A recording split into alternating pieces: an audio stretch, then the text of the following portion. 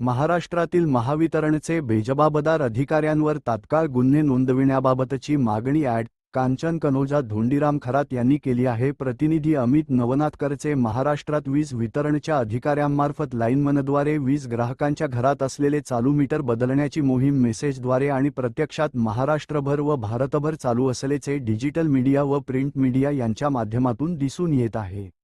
संदर्भ 1 ने मी हे मीटर दोषी असल्यामुळे बसवू नयेत अशा स्वरूपाची मागणी केली होती। तसेच स्मार्ट मीटर बसविण्याची मोहीम केंद्र सरकारने 17 ऑगस्ट 2021 साली संसदेने ठराव करून बसविण्यास सांगितले, परंतु मीटरमधील दोष प्रसिद्ध झाले आणि भारतभर स्मार्ट मीटरचा कडकडून विरोध झाला।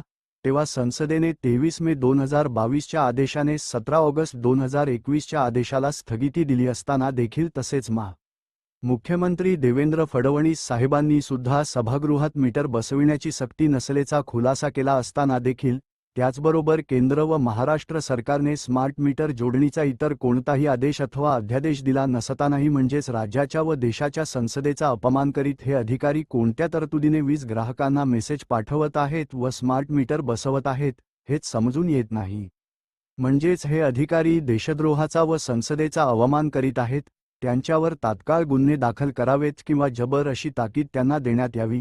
जसे की कालच्या अधिवेशनात मुंबईचा विषय चालू असताना 5 IAS अधिकाऱ्यांपैकी एकही अधिकारी उपस्थित नसल्यामुळे सभागृहाचा अपमान म्हणून त्यांचेवर कारवाई करण्याची मागणी केली गेली। त्याच पद्धतीने या बेजबाबदार अधिकाऱ्यांवर तात्काळ कार्यवाही करण्यात यावी। तसेच हे स्मार्ट मीटर महाराष्ट्रातील सर्व वितरण कार्यालयातून गोळा करून महाराष्ट्रातील एखाद्या गोडाऊनमध्ये सगळे एकत्रित करून नेऊन सील करून टाकावेत, जेणेकरून महाराष्ट्र राज्य व केंद्र सरकारच्या आदेशाशिवाय ते बळजबरीने हे अधिकारी कुठेही बसवू शकणार नाहीत।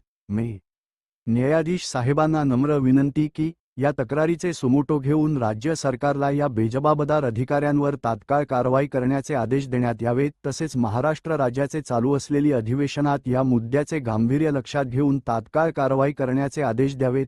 तसेच या बेजबाबदार अधिकाऱ्यांवर तात्काळ गुन्हे दाखल करण्याचे आदेश पोलीस प्रशासनालाही देण्यात यावेत, अशी मागणी फलटणमधील सामाजिक कार्यकर्त्या कांचन कनोजा धोंडीराम खरात यांनी या निवेदनाद्वारे केली आहे। सोबत सहकारी सौ रेश्मा पठाण, दिनांक 3 जुलै 2026, ठिकाण फलटण, समाजसेविका कांचन कनोजा धोंडीराम खरात।